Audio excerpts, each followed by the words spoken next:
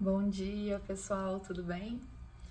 Hoje eu consegui um intervalinho aqui pra gente gravar um vídeo. Tô em João Pessoa e aqui é bem corrido. Pra gente gravar a respeito do lip lifting, uma cirurgia que eu postei outro dia e todo mundo ficou pedindo pra gente explicar um pouquinho mais. Então, como é que funciona? O lip lifting é a cirurgia de lifting do lábio superior, lifting cirúrgico do lábio superior, tá?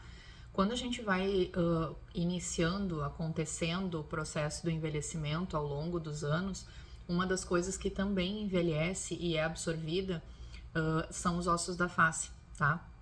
Além da gente absorver gordura de sustentação, além da gente ter o próprio envelhecimento da pele, né, por redução da produção de colágeno, redução da produção das fibras de sustentação, a gente também tem a redução da massa óssea da face, tá? Então eu já falei em outros vídeos, acontece aquela questão da parte do olho, que o olho fica maior, né, por absorção das bordas da órbita e consequentemente os tecidos começam a pendurar, né?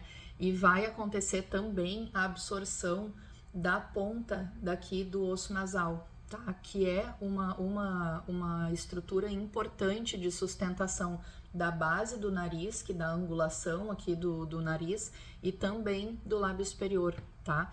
Uma outra questão importante também é a absorção da gordura da região do lábio, tá? E da própria gordura dessa região e da flacidez dessa região da parte cutânea do lábio superior e também da projeção dentária, tá? Então a perda dentária pode acelerar esse processo, né? E pacientes que têm o dente mais para frente, assim que nem o meu, ajuda a sustentar o lábio superior. Quando a gente tem esse dente mais para trás ou quando a gente perde esses dentes, né? E a gente acaba também fazendo um processo de absorção e redução do osso da maxila, né?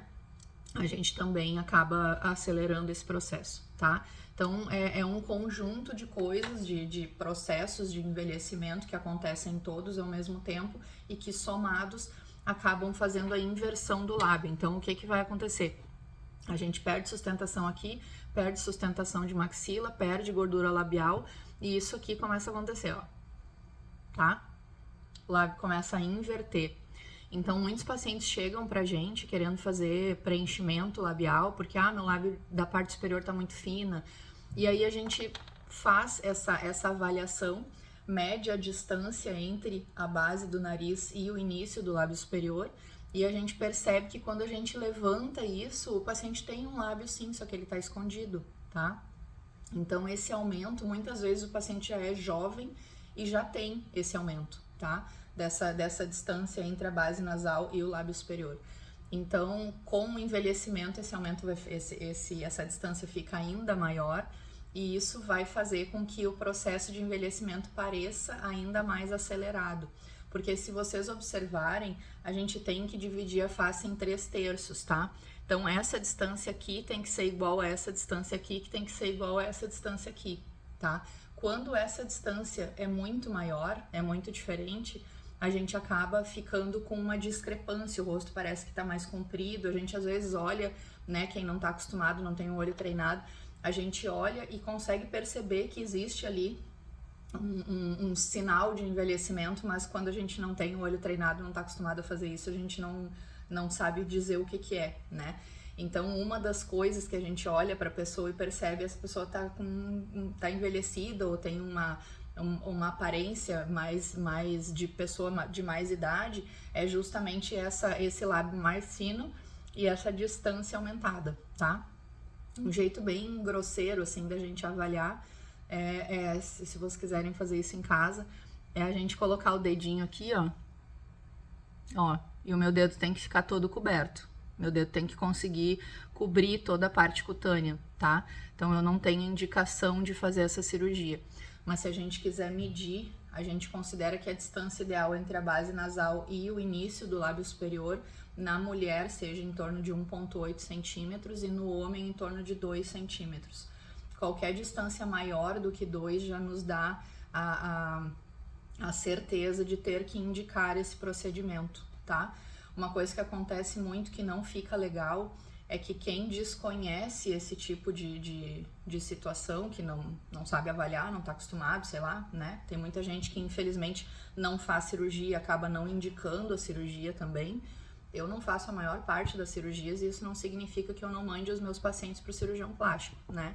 Então tem coisa que é cirúrgico, tá? Tem coisa que a cirurgia vai resolver e tem coisa que se a gente não operar e ainda fizer um procedimento em cima, que é o caso dessa distância aumentada, a gente acaba piorando o aspecto do paciente, tá? Então toda vez que eu for fazer um procedimento, um preenchimento labial num paciente que tem essa distância aumentada, na maioria das vezes não fica tão bom, porque o preenchimento acaba tendo a tendência de ficar, o lábio superior está escondido. Então o preenchimento acaba fazendo essa tendência de ficar escondido, e se a gente exagerar nessa projeção, a gente fica com aquela boca em bico de pato, que é uma coisa super comum de ver por aí, né? E aí também é outra coisa que a gente acha horrível e a gente não entende que muitas vezes foi um erro de avaliação da pessoa que realizou o procedimento, tá? Nesse tipo de paciente, se o paciente não quiser fazer a cirurgia, a gente tem que ter muito cuidado no preencher esse lábio. A gente tem que tentar fazer um contorno, né, um preenchimento de contorno muito delicado e tentar fazer um procedimento, um preenchimento que consiga, ao invés de projetar o lábio para frente, que consiga aumentar a altura do lábio, né? Então aquela técnica em palitos, né, funciona muito bem para esse tipo de caso, mas sempre com muito cuidado, muita parcimônia, porque se a gente exagerar, sempre vai ficar feio, tá? Então, eu acho que eu consegui mais ou menos explicar para vocês aí, vocês conseguem se avaliar em casa para ver se tem indicação ou não de fazer o procedimento. É um procedimento tranquilo, feito com anestesia local, tá? Os pontos são retirados em 15 dias. Algumas coisas muito leves, assim, em termos de repouso, como não ficar fazendo esse tipo de movimento, por exemplo, evitar conversar muito nos primeiros dias, evitar trauma, obviamente, como qualquer cirurgia. E depois dessa retirada dos pontos, a gente vai ficar utilizando aquelas pomadinhas para deixar a cicatriz no melhor aspecto possível. É uma região que a gente tenta esconder a cicatriz muito perto do nariz, né? Mas que é uma região que tem risco de fazer uma cicatriz hipertrófica, tem um risco maior, porque a gente está fazendo o tempo inteiro trabalhando essa cicatriz. Cada vez que a gente conversa, come, a gente está ali mexendo e fazendo força contra, né, as bordas da cicatriz. Então tem sim risco de não ficar legal a cicatrização, então o paciente tem que ser muito bem escolhido, né? Ele tem que ter uma pele de preferência mais fina, mais atrofiada. Se por um acaso ele tiver uma tendência a fazer cicatrização hipertrófica, é um risco maior, né? Mas tem tratamento, então se acontecer de ficar, a gente perceber que está começando a fazer uma hipertrofia da cicatriz, a gente pode já entrar com injeção de corticoide, laser, tem tratamento, tá? A gente consegue resolver, não é uma coisa que vai ficar para sempre, mas os cuidados são fundamentais para evitar esse tipo de complicação, tá bom? Qualquer dúvida, mandem abaixo aí que a gente responde. Beijo!